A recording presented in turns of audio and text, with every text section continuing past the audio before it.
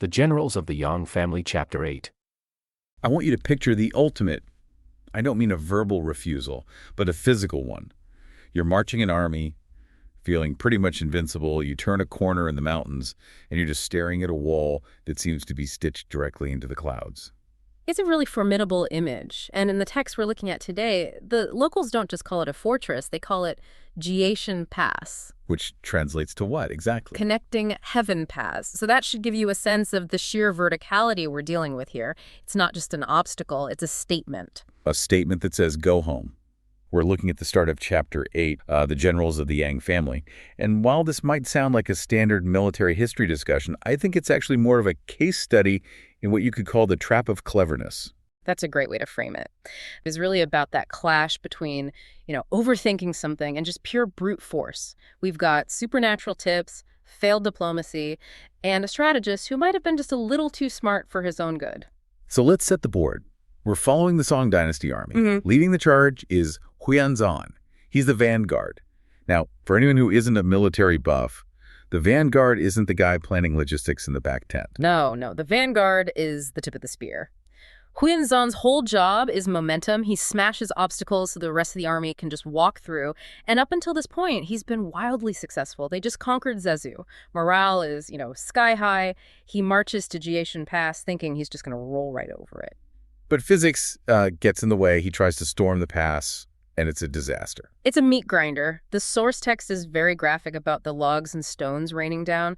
But the real problem isn't the stone wall. It's the mind behind that wall. We meet the defenders, the commander, Lu Liangfeng, and more importantly, his advisor, Wang Wen. Wang Wen is the character I really want to focus on, because when the Song army shows up, the commander asks him, okay, how do we fight them? And Wang Wen gives advice that I think frustrates every aggressive general in history. He says, we don't. His strategy is pure attrition. He argues that the pass is too steep to climb, too thick to breach, so just close the gates, sit down, have some tea, let the Song army starve outside in the cold. It's the weaponization of boredom. And it's effective. Huyanzan is completely stuck. He consults his own advisor, Li Jianzong, who basically just shrugs and says, he's right. We can't attack this. We just have to retreat a bit and wait for them to make a mistake. So you have a stalemate. And usually in history, stalemates are broken by, a new weapon or a supply shortage. But here, the narrative takes a really sharp left turn into the supernatural. It really does. Huyanzan is sitting in his tent fuming when this old soldier demands to see him. Now, this isn't a scout or a known officer, just a random old man who claims he knows how to break the deadlock. Huyanzan brings him in. So what's the intel? The old soldier confirms that Jiashan Pass is unbreakable from the front. But, he says, there is a small, rugged path behind the mountain. A back door that leads right into the North Hedong region. A classic trope. The secret goat path. But here's the catch. It's not unguarded. It's watched by a man named Li Taigong, or Li Rong, at this specific outpost. The old soldier tells Huyanzan, if you can go there and borrow passage, basically negotiate a right of way, you can bypass the main fort entirely. Okay, hold on. Before we get to the plan, I need to talk about this old soldier. Huyanzan is grateful, right? He offers him a reward. He does. Yeah. He offers to recommend him for a promotion to the emperor himself, a pretty standard military reward. But the old soldier just replies, I do not wish for promotion. And the text is very specific about this. He walks out of the tent and just vanishes into a clear breeze. He turns into wind. Pretty much. The guards see nothing. He is just gone. Huyanzan immediately realizes this wasn't a human encounter. He goes outside and literally worships the air. He's convinced this is divine intervention. See, this is where I get skeptical. If I'm a general and a ghost gives me a hot tip, I'm wondering, is this a trap? Is this a test? But Huyanzan just takes it at face value. The gods want me to win. It's total confirmation bias. He wants a solution so badly that he accepts the supernatural origin as proof it'll work. But as we're about to see, just because the gods show you the door doesn't mean they unlocked it for you. So acting on this divine intel, Huyanzan sends a general named Liu Xiongyu with 5,000 soldiers to find this path. And the instruction is clear. Be diplomatic. Which is a fascinating pivot for an invading army, right? They arrive at Li Taigong's outpost. Now, Li Taigong is a savvy veteran. He has two warrior sons, Li Xin and Li Ji. He knows the Song army is stuck at the main pass. So when the messenger shows up and says, hey, can we borrow your road? The emperor will reward you. Li Taigong isn't flattered. He's insulted. And he uses this really visceral analogy to explain why. He does. He calls his location the throat of the entire region. He explains that his little outpost and the main Jishin Pass are like an ecosystem. They rely on each other. And he tells the messenger that letting the Song army through would be like cutting off one's own flesh to feed another. That is a heavy concept. It's not just, I don't like you, it's helping you is suicide for me. Exactly. He knows that if he lets them bypass the main fort falls. If the main fort falls, he's isolated and dies next. It's just basic strategic theory. He laps the messenger out of the room. So the diplomatic mission is a total bust. The messenger goes back to General Liu Xianxia and says, he said no and he laughed at us. Now Liu Xianxia has 5,000 men. He has what he thinks is a divine mandate. How does he react? Poorly. So poorly. He completely abandons the borrowing strategy and shifts instantly to aggression. He challenges the fort to battle, but he makes a fatal error here. He assumes that because he has 5,000 men, he's the predator. But he's in a narrow mountain pass. Numbers don't count for much if only, 3 guys can fight at a time? Precisely. Li Taigong's son, Li Xin, charges down from the high ground with only 500 elite soldiers. It's a textbook ambush, a drum sounds, the gate flies open, and they just crash into the Song lines before they can even form up. And Li Xianxia. He's caught completely flat-footed. He tries to retreat, but Li Xin is on him instantly. Liu Xianxia is stabbed to death right there in front of the pass. The 5,000 Song soldiers are completely routed. I just want to pause here. This is the result of the so-called divine intervention, a dead general and a routed army. If I'm Huyan Zan, I'm starting to think that spirit was actually working for the other side. It's certainly ambiguous. The spirit provided the opportunity, if the path exists, but it never promised it would be easy. It really brings up a great question about luck in warfare. Is a shortcut really a blessing if it just leads you straight into a meat grinder? So now Huyan Zan has a full-blown crisis. The element of surprise is gone. Li Taigong knows they're trying to flank him. The stalemate at the main pass is still there. This feels like the low point of the entire campaign. It is. He's panicking. He's worried that the main fortress and this outpost will now combine forces and squeeze him to death. So he goes back to his advisor, Li Jianzong, for a new plan. And this time, they don't ask the wind for help. They come up with a real tactical solution. Right. Li Jianzong proposes a classic divide-and-conquer strategy. He realizes they can't fight both positions passively. They need to force the enemy to make a mistake. So the plan is, send General Gao Huaid to attack the front of Jishin Pass, the main fort, loudly and aggressively. But wait, we just established that attacking the front is suicide. It is if you actually intend to win. But Gao Huaid's job isn't to win, it's to be a distraction. It's all theater. He just needs to make enough noise to keep the main defenders pinned to their walls, terrified that this massive assault is coming. Okay, so while the main defenders are looking forward, Huyan takes the main bulk of the army and swings back around to Li Taigong's outpost. He's going to try the back door again, but this time, he's not asking to borrow the road, he's coming to kick the door down. and this triggers a fascinating chain reaction. Li Taigong sees this massive army coming. He knows he can't hold them off alone this time. So he sends an SOS to the main fort. And this is where the trap of cleverness really begins. The message reaches Wang Wen, remember, the smart strategist at the main fort. He reads the situation perfectly. He knows the attack on his front is probably a diversion, or at least his commander can handle it. But if the outpost falls, He gets cut off. he gets completely encircled, he analyzes the board, and decides the biggest threat is actually at the back. So he makes a bold move. He leaves the safety of his impenetrable fortress. He takes 3,000 elite troops and rides out to reinforce Li Taigong. That feels like the moment in a horror movie where you scream at the screen, "Don't go outside." He leaves the castle. It's a calculated risk. He believes that if he joins forces with Li Taigong, they can crush Huyanzan in the open field. He gets to the outpost and they work out a battle plan. Wang Wen says the terrain here is flat. Flat ground favors speed. He proposes that Li Taigong holds the fort while he, Wang Wen, and the warrior son Li Xin go out to meet Huyanzan head-on. Wait, Wang Wen is going to fight? He's the advisor. He's the brain. Huyanzan is the vanguard. He's all brawn. Why would Wang Wen ever want to meet Huyanzan in an open field? That seems like a terrible mismatch. It looks like arrogance, doesn't it? But Wang Wen isn't planning a fair fight. He's planning a trap. He is betting everything on Huyanzon's psychology. Okay, let's get to the showdown. The armies line up. On one side, Huyanzan, probably still absolutely furious about his dead general. On the other, the strategist Wang Wen and the warrior legion. And we have to mention the equipment. The text specifically notes Wang Wen is wielding a square heaven halberd, a Feng Tianji. Why is that detail important? In Chinese literature, that weapon is iconic. It's the weapon of Lu Bu from the Romance of the Three Kingdoms. So it symbolizes supreme martial skill, but also a certain kind of flashy arrogance. By using it, Wang Wen is projecting this image of a warrior scholar.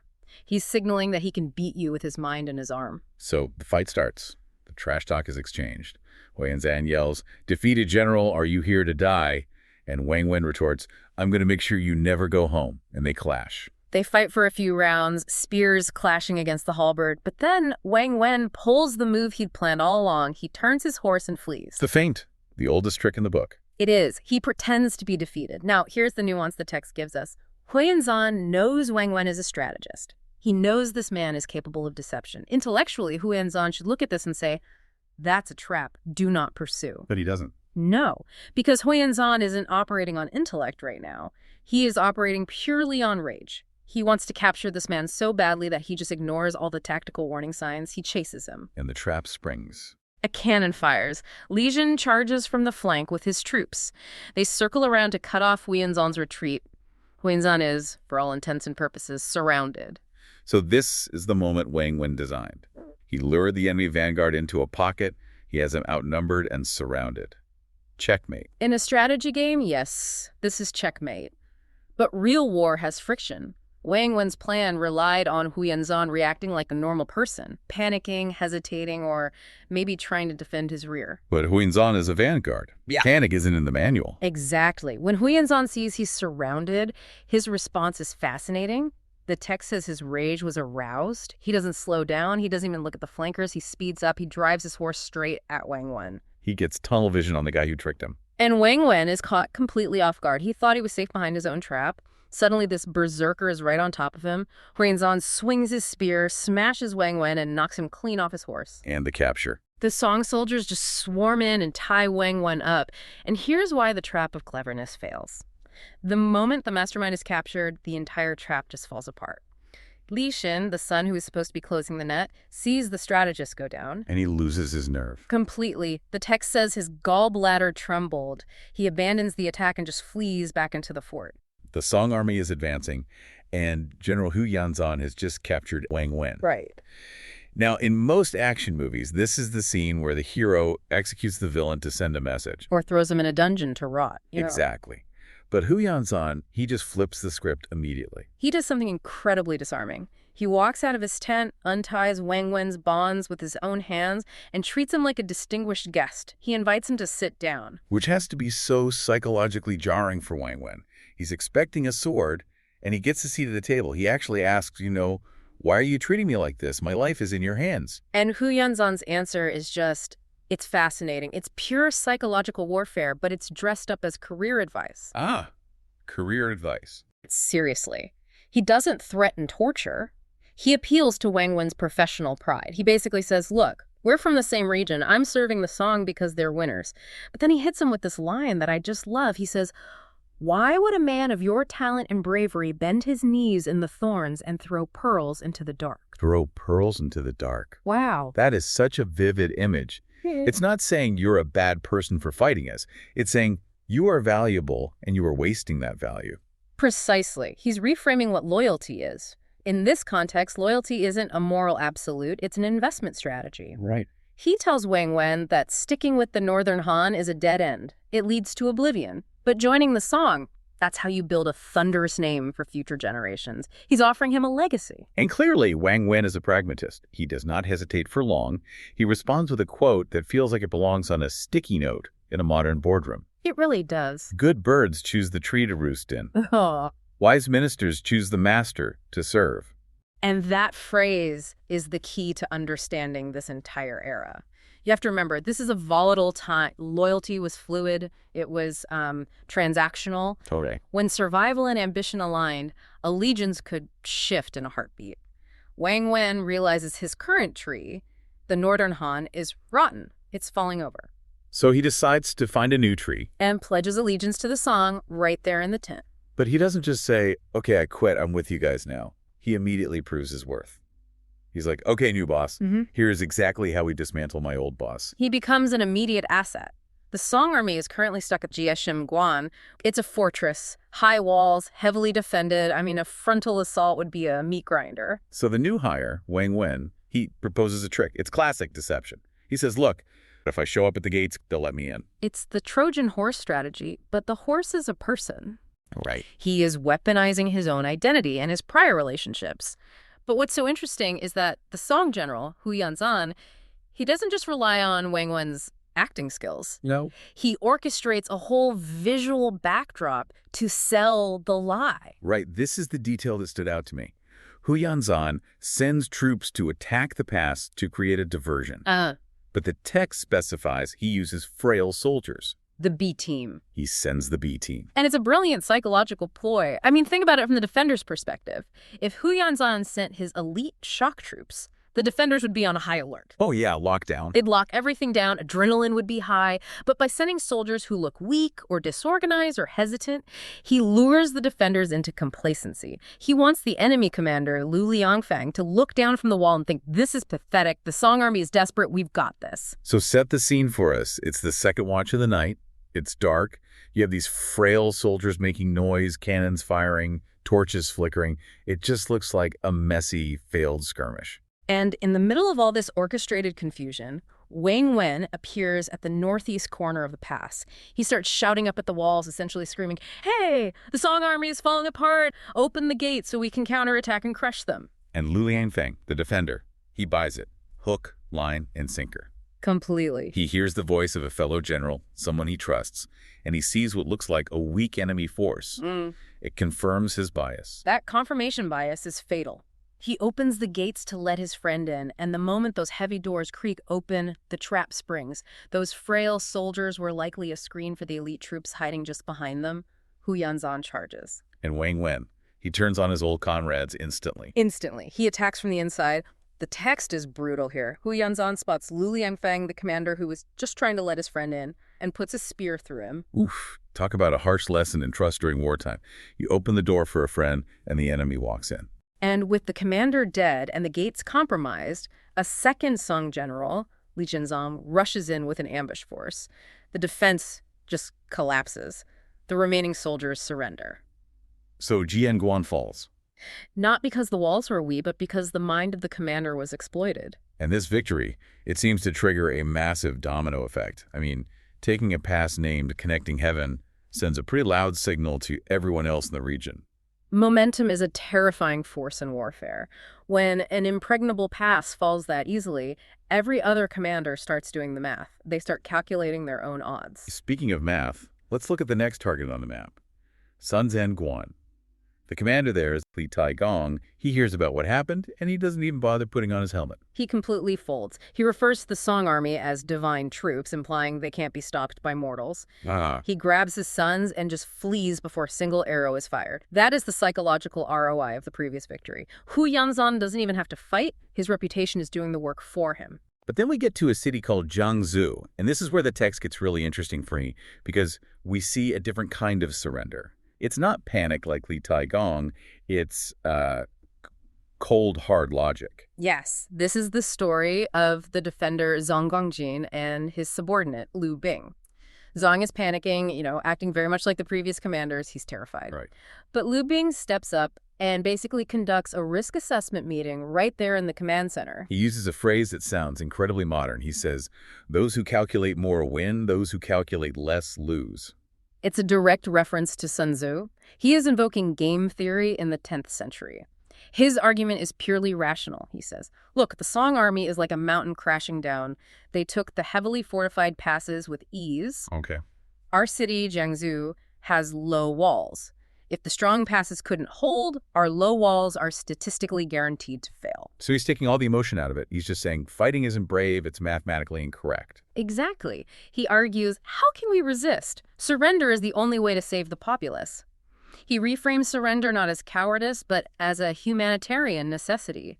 He's saving the city by refusing to fight a battle he knows he can't win. And the boss, Zhang Gongjin, He listens. They open the gates. And here's the kicker. When the Song Emperor Taizong enters, he doesn't punish them for being enemies. No, he rewards them. He praises them as men who know the times. Know the times. That's a very Confucian compliment.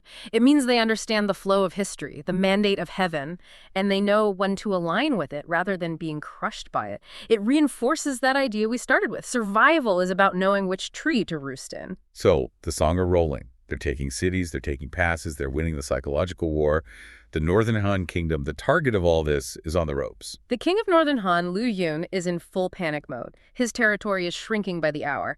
He calls a desperate council, and his advisor, Ding Yi, lays it out straight. He says, "We cannot win this alone." So they decide to call in the big guns. Ding Yi suggests begging the Liao dynasty for help. And this is where the scope of our story just explodes. Right. We're moving from a regional civil war to a clash of superpowers. The Liao dynasty, also known as the Khitan Empire, was a massive power to the north. Bringing them in is a huge escalation. It's like a local militia calling in a nuclear power for backup. So the Northern Han envoy goes to the Liao court. Yeah. He meets with Empress Dowager Xiao, who, by the way, is a fascinating historical figure in her own right, and asks for troops. But I have to ask, why would the Liao care? Why spend money and blood to save this crumbling Northern Han kingdom? Well, this is where the Liao left minister, Xiao Tianyu, makes a brilliant geopolitical argument. He uses the idiom of lips and teeth. Lips and teeth. It's evocative, but break down what that actually means in a military context. The saying is, if the lips are gone, the teeth get cold. It describes an interdependent relationship. The Northern Han territory acts as a buffer zone, the lips protecting the Liao border. If the Song conquer the Northern Han, that buffer is gone. The Song army will be right on the Liao's doorstep. I see. So Xiao Tianyu argues that they aren't helping out of charity. They're helping out of self-preservation. That makes total sense. You fight the war in your neighbor's yard so you don't have to fight it in your own living room. Exactly. So the Empress agrees. She dispatches a massive force, 20,000 troops. Wow. But here is where the leadership structure gets messy. And this is a lesson for any organization, ancient or modern. She appoints a military commander, Yelu Shah, who is experienced. Okay. But she also appoints a supervisor, Prince Dulai. Oh, no. Supervisor. Whenever you have a political appointee looking over the shoulder of the actual expert, things usually go sideways. Especially when that supervisor is royalty and has more rank than the general. It creates a fractured chain of command before they even leave the capital. So this massive Liao army arrives at a place called White Horse Ridge. The Song Emperor is initially furious that the Liao have intervened, but his general, Guo Jin, keeps a cool head. He suggests a preemptive strike while the Liao are still getting settled. Right. The Song army moves to attack. Now, you have to visualize the terrain here. You have a body of water, a mountain stream or river separating the two armies. The Song army is approaching from one side. And the Liao are on the other. Correct. And this is where the command dispute happens in the Liao camp. And folks, if you take one thing away from this, let it be this moment. This is where the battle is decided before a single sword is swung. Okay. Yelu Shah, the actual military commander, proposes a very prudent classic strategy. He says, let's wait. Wait for what? He wants to wait for the Song army to start crossing the water. He suggests attacking when they are halfway across. That sounds familiar. That's Sun Tzu 101, isn't it? It is textbook. If you attack when the enemy is split half on the bank, half wading through the water, they're disorganized, they can't retreat, they can't form a shield wall, and they are bogged down in mud. It's a kill zone. As an ambush. It's a perfect ambush. Yelu Shah knows exactly how to win this effortlessly. It's what we call a force multiplier. But then, Prince Dulai pipes up. The prince completely rejects the plan. And his reasoning is just, it's infuriating. He says, no, if we let them cross, our own troops might get scared seeing how many of them there are. Wait, his concern is that seeing the enemy will scare his soldiers. That sounds incredibly insecure. It's deeply insecure. But he masks it as bravado. He argues that they should cross the water themselves to meet the Song head-on. No. He thinks that looks braver. He says, we should go over there and crush them before they even get wet. So he wants to voluntarily give up the high ground, give up the defensive advantage of the river, and wade his own troops into the water just to look tough. Essentially, yes. He is prioritizing optics and ego over tactical advantage. He thinks sitting back and waiting looks weak, whereas charging forward looks strong. He completely misunderstands the nature of strength in warfare. And because he's a prince, the actual general, Yelu Shah, he can't stop him. Rank overrides expertise. It's the hip-heo effect. The highest paid person's opinion wins. Li orders the troops to cross the water. Which means they're walking right into the Song strategy. They are doing exactly what the Song General Guo Jin wants them to do. They are abandoning the natural barrier and entering the water. They are putting themselves in the exact position Yilu Shah wanted to put the enemy in. It's a disaster waiting to happen. And that is where we leave the story for today.